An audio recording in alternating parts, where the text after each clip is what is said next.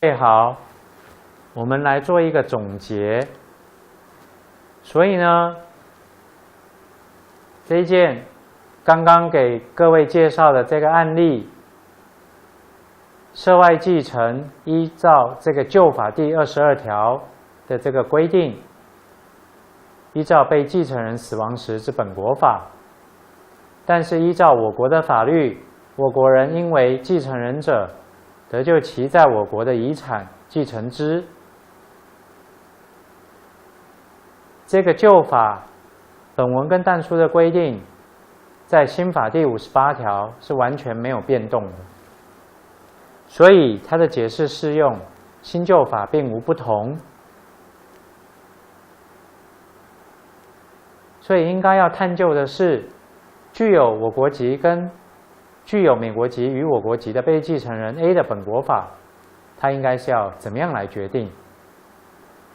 旧法针对国籍的积极冲突，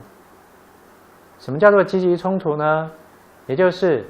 当事人他有复数的国籍的这种情形，要怎么样来决定他的本国法？旧法的第26条规定说，依本法应适用当事人的本国法。当事人有多数国籍的时候，先后取得者依最后取得之国籍来定其本国法，同时取得者依其关系最切之国的法律，但依中华民国国籍法，应认为中华民国国民者依中华民国法律。所以依照当时涉外民事法律适用法第26条但书的规定，被继承人 A 他的本国法应该是我国法，这个应该是没有疑问的。那本件判决呢，我国法院承认美国加州法院的确定判决，但是判决效力所及，仅确定原告 X 是美国的遗嘱执行人，而美国的遗嘱的内容，它是没有包括在台湾的不动产的这些财产在内，所以应该依照我国法来加以决定的是继承的开始，继承人为何人。就算依照第22条但书的规定，仍然为我国法，但是也应该要选择准据法，所以得到是我国法的结论是适用涉外民事法律适用法的结果，而不是直接适用我国的民法与商法的结果。这个还是要提醒各位。所以继承的标的在本件判决呢，是位于我国境内的不动产，所以它应该要累积适用不动产所在地法，也就是我国法。继承财产的管理与清算，英美法也是采不动产所在地或财产所在地法。所以本件的争点2，原告是否为被继承人的遗产管理人；争点3，被继承人 A 遗嘱的内容有没有包括台湾的遗产在内；4，被告就系争不动产办理继承登记有无不法侵害原告的权利；5，被告有没有丧失继承权等问题，都应该要依照涉外民事法律适用法，当时是旧法第22条的规定来加以适用。结论上应该要依照我国法来加以决定，这个是没有疑问的。但是我们要强调说，依照我国法来加以决定这几个争点，应该是要在适用涉外民事法律适用法的结果，得到准据法是我国法的这个结论，才能够来作为这个判决的这个基础。所以这个我们来检讨一下这个判决。这边呢，我们必须要跟各位说，这个原审的高等法院在准据法的适用呢，它恐怕并不是很完整的。它除了真典一以外，这个其余的真典，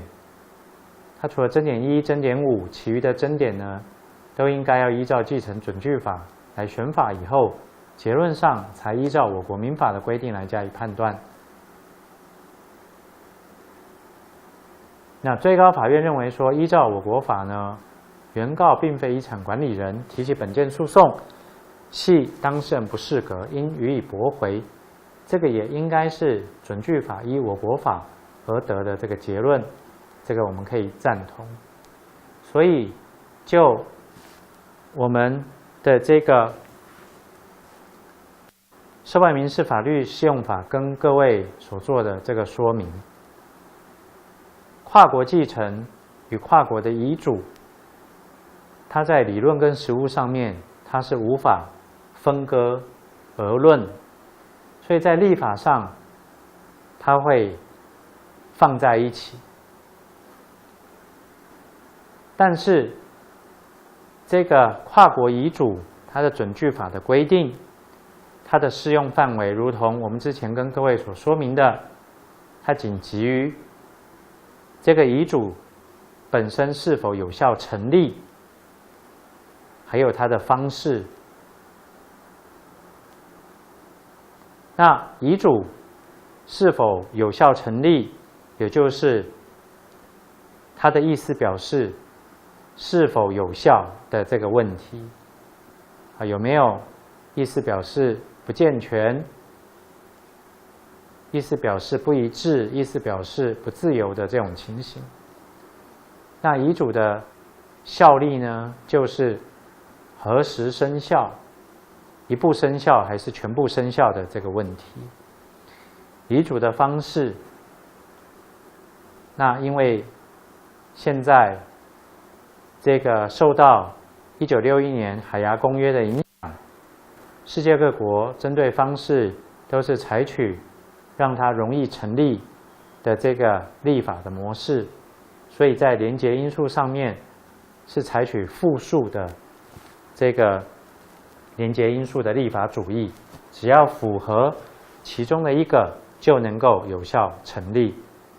所以涉外遗嘱的准据法的范围就是适用在这些问题而已，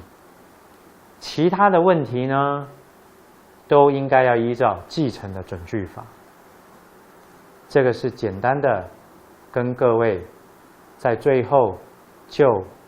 这种涉外继承、涉外遗嘱准据法的适用范围，